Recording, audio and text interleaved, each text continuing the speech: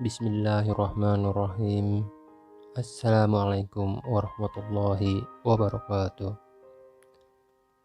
Alhamdulillah wassalatu wassalamu ala rasulillah wa ala alihi wa sahbihi wa mawala amma ba'du. Sahabat muslim sebangsa dan setanah air, semoga kita semua tetap diberikan nikmat kesehatan dan kesempatan oleh Allah sehingga kita semua bisa beraktivitas dan beribadah dengan lancar walaupun adanya pembatasan di beberapa tempat di masa pandemi ini.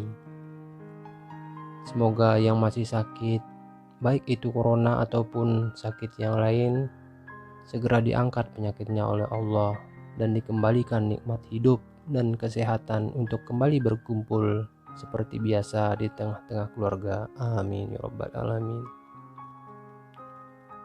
Sahabat muslim, sholat merupakan ibadah yang sangat utama bagi umat Islam. Sabda Nabi, amal ibadah yang pertama yang akan dihisap oleh Allah pada hari kiamat adalah sholatnya. Jika sholatnya baik, maka baiklah seluruh amalannya yang lain. Dan jika sholatnya rusak, maka rusaklah seluruh amalannya yang lain. Hadis riwayat Tabrani. Oleh karena begitu pentingnya ibadah sholat ini, hingga Allah Subhanahu wa Ta'ala memperingatkan kita dalam surat Al-Ma'un yang artinya, celakalah orang-orang yang sholat, yaitu orang-orang yang lalai dari sholatnya.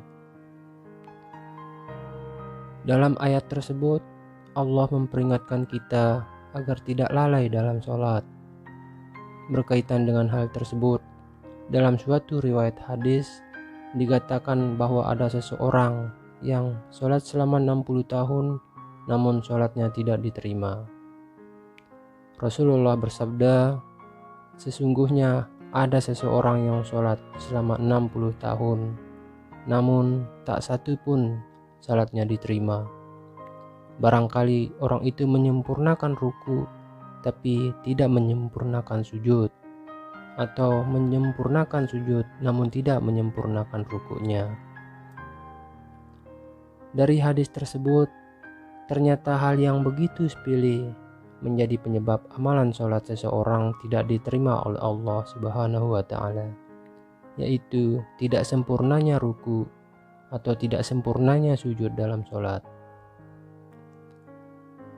Sahabat muslim, kadang saat kita sholat, urusan-urusan pekerjaan yang belum selesai atau aktivitas-aktivitas kita yang lain masih terbayang-bayang dalam pikiran kita, sehingga sholat pun tidak khusyuk, bahkan kita cenderung sholat terburu-buru. Hadis berikut ini akan menguatkan pemahaman kita tentang pentingnya gerakan sholat ini.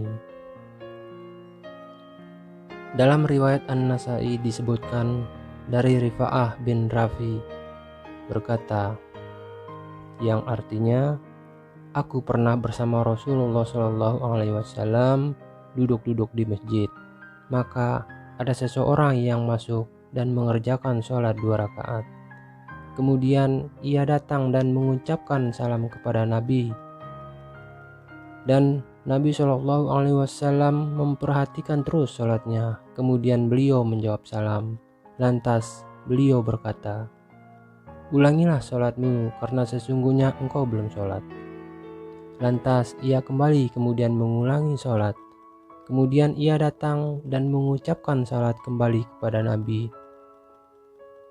Nabi SAW menjawab salamnya. Kemudian beliau bersabda, ulangilah sholatmu karena sesungguhnya engkau belum sholat.